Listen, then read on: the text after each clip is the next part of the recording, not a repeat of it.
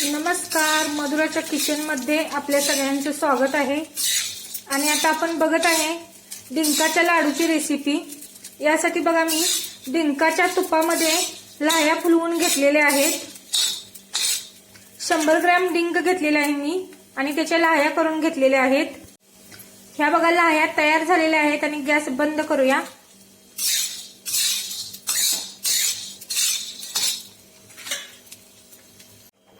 हे बघा अगोदर पण करून घेतलेले 100 ग्रॅम डिंकाच्या लाह्या माझ्याकडे आहेत आणि त्या मी ह्या लाह्यामध्ये मिक्स करत आहे। अशा मी टोटल 200 ग्रॅम डिंकाच्या लाह्या करून घेतलेल्या आहेत। आता बघा मी इथे डिंक लाडू करण्यासाठी अर्धा किलो बदाम वरवंट्याने चेचून फोडून घेतलेले आहेत आणि त्याचे बारीक तुकडे केलेले आहेत। अर्धा किलो खजूर बिया काढून ती चिरून घेतलेली आहे। 200 ग्रॅम डिंकाच्या लाह्या करून घेतलेल्या आहेत आणि अर्धा किलो काजू घेतलेले आहेत आणि हे अर्धा किलो खोबरं चिरून घेतलेलं आहे आणि ते मी आता मिक्सरला बारीक करून घेणार आहे। आणि इथं 1 किलो साखर घेतलेली आहे। याच्यातली मी पाक करताना 1 वाटी काढून ठेवणार आहे आणि बाकीची सर्व पाक करण्यासाठी वापरणार आहे।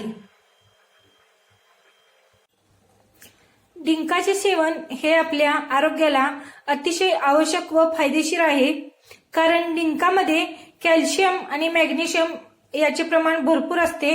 तसेच व्हिटॅमिन डी ही या डिंकामधून आपल्याला भरपूर प्रमाणात मिळते।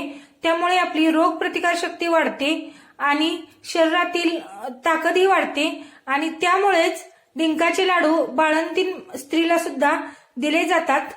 तसेच सर्वच लोकांनी खाल्ल्यास त्याच्यापासून आपल्या शरीराला फायदा होतो।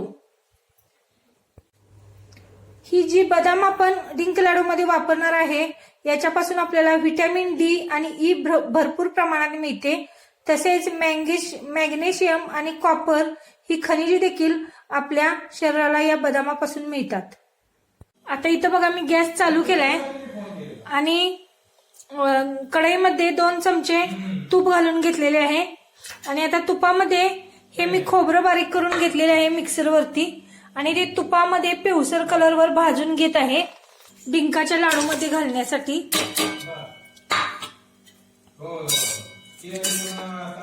2 वेळा मी भाजून घेत आहे खोबरं। हे अर्ध घेतलेलं आहे आणि राहिलेली अर्धी क्वांटिटी नंतर भाजणार आहे, ते भाजून झाल्यानंतर। आता मी हे सर्व भाजलेले खोबरे पिवळसर रंगावरती खजुरा, डिंक म्हणजे त्याच्या लाह्या करून घेतलेल्या आणि काजू आणि बदाम याचे तुकडे हे सर्व एका परातीमध्ये मिक्स करून घेतलेले आहे बघा।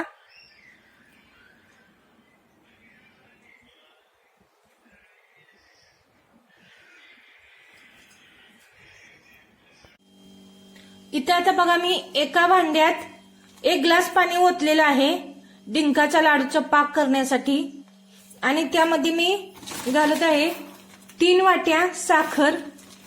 ही 1 वाटी पाव किलोची आहे।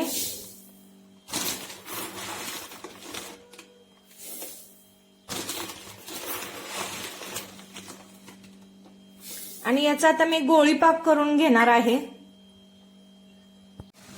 इथं आता आपला पाक तयार होत आलेला आहे आणि आपण त्याच्यात नेहमीप्रमाणे 1 चमचा दूध घालूया आणि पाकावरील घाण काढून घेऊया।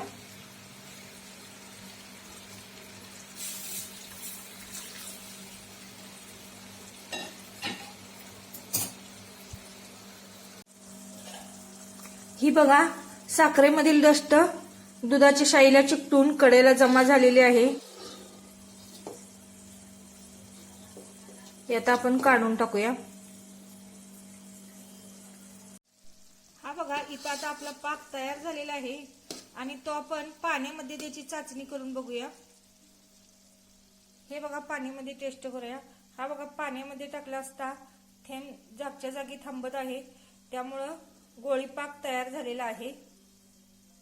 हे बघा तुम्ही बघू शकता पाण्यामध्ये पाक कसा जिथल्या तिथे थांबलेला आहे, थेंब टाकलेला, आणि त्यामुळे पाक आपला तयार झालेला आहे।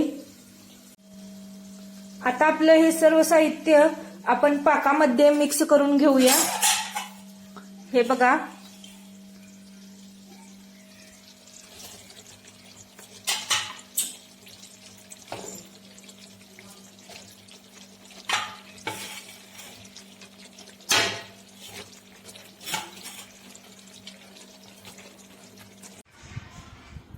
हे बघा, आता आपले छान असे लाडू खाण्यासाठी तयार झालेले आहेत.